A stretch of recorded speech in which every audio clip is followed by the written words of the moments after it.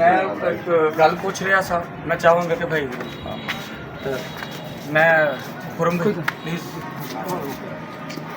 मैं भाई से एक बात पूछ रहा था कि भाई यहाँ पर पूरे पाकिस्तान से हेल्प आई है ते यार समझ नहीं लगी कि साडा अज भी घर खाली नज़र आंदा है ते क्यों घर इस तरह है। तो वो मैंने दस रहे हैं कि साडी सिस्टर दा भैन दा घर पिछे शुक्र है खुदावन दा महफूज रहा है। मकान की तामीर की वजह तो असी अपना समान उत्थे रखा क्योंकि यह ज़ाती तौर पर कई मसीही खादमीन नूं गिला है, कई मसीहियां नूं गिला है कि क्यों घर इंज हो रहा है कि जिहड़ा असी समान दे रहे हैं सानूं तो किसी के घर च दिसदा नहीं।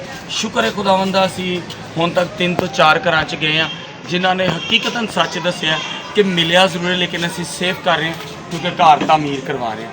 चैक मिल गए, हाँ जी शुक्र है खुदावन दा। एक होर सानूं सबूत जाहिर हो रहा है कि एक होर खानदान नूं मिल गया। मैं भाई ये सिर्फ इन्नी गल पूछांगा, कारोबार की कर नौकरी कर रहे हो हाले छड़ दिता या रखिया हाले? शुक्र है जी, उत्थे ही शुरू।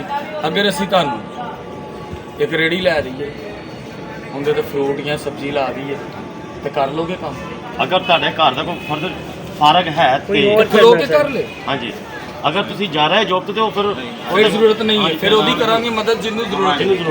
खुदा का शुक्र है कि ऐसा कोई इशू पेश नहीं आया। मेरा नाम है एल्डर अली साहब, मैं चर्च दे एल्डर।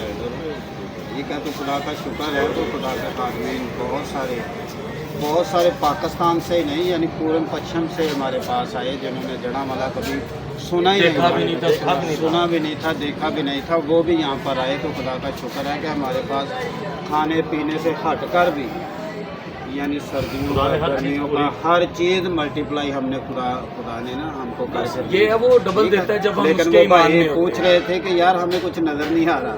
तो मैंने भाई से कहा कि यार ये पहली बात तो ये कि हम हैं। तामीर कर रहे हैं क्योंकि ये 4 कमरे थे टोटली A to Z, जैसे किसी की ख़ास दुश्मनी नहीं होती किसी के साथ, ऐसे जला दिए। तो हम लोग तमीर कर रहे हैं और बारिश का मौसम है, कभी बारिश आ जाती है कभी। चलें जी, शुक्र है खुदा उनका। एक छोटी सी जो है वो हम आपके साथ मिलकर दुआ कर डिवाइड कर रहे हैं।